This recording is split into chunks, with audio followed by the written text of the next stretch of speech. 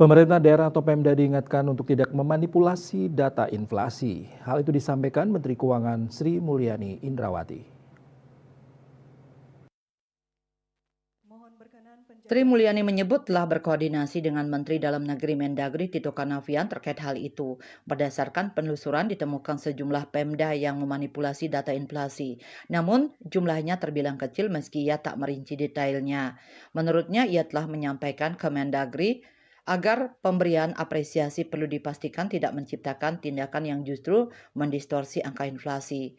Sebelumnya, PLT Kepala Badan Pusat Statistik BPS Amalia Adininggar Widyasanti menegaskan data perhitungan inflasi oleh BPS sesuai dengan kaidah statistik dan dikelola secara independen. Dia menyebut setiap proses pengumpulan data oleh BPS, mulai dari pelaksanaan survei hingga pengolahan data, dilakukan dengan mengacu pada pedoman standar internasional.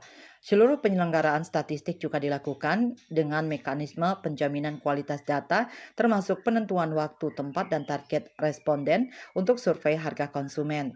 Sementara terkait tudingan kehadiran pasar murah untuk memanipulasi angka inflasi, Amalia menyatakan inisiatif itu merupakan langkah konkret pemerintah dalam mengendalikan inflasi di daerah. Dugaan manipulasi data inflasi oleh Pemda muncul usai Menteri Dalam Negeri Tito Karnavian menyebut kepala daerah memiliki modus tersendiri untuk mengakali angka inflasi.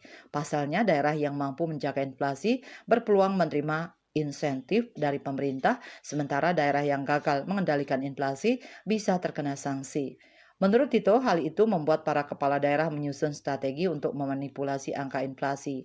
Cara lain yang juga dilakukan oleh Pemda adalah membuat pasar murah sebelum BPS melakukan survei, sehingga data yang terkumpul bukan data yang real.